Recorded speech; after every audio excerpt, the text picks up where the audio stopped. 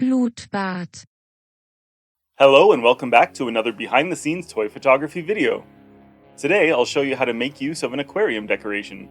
I call this shot No Match for a Jedi. I'll also show you my editing process in Photoshop.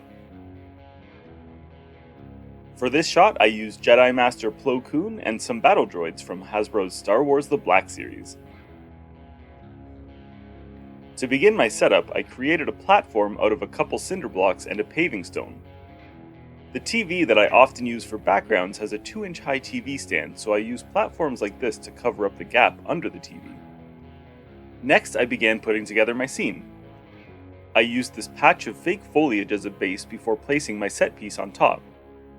This set piece is an aquarium decoration. I've found that pet stores are excellent places for buying diorama supplies. After that, I placed my Jedi Master and began filling in the space under the aquarium decoration with decorative moss. You can find moss like this at most craft and hobby stores.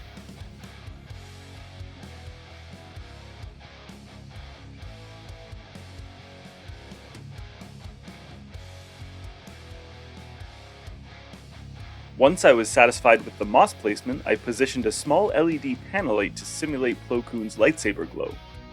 It illuminated a lot more than I wanted, but I would use a second exposure and layer masking to fix that later in Photoshop. Following that, I set up these two tripods and draped this paper packing material between them. By placing this directly under a small spotlight, which was just out of frame, I was able to cast shadows on my scene to resemble dappled sunlight.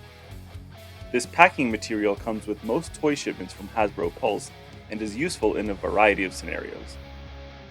After moving the background TV into frame, I finalized my setup by adding a bunch of battle droids. I placed a couple of B1 battle droids on single troop aerial platforms in the background to fill out the scene, and placed this defeated B2 battle droid front and center. Lastly, I dropped in a few more defeated B1s around the rest of the scene.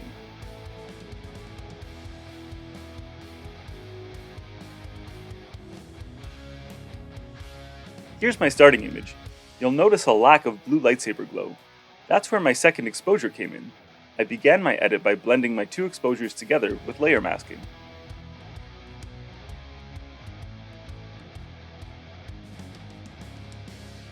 Next, I used the pen tool to outline the lightsaber blade before turning my path into a selection and using the brush tool to fill it in.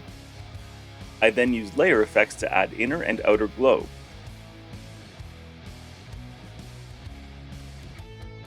Then I added adjustment layers to fine-tune the color balance and lighting. Lastly, I added a custom vignette.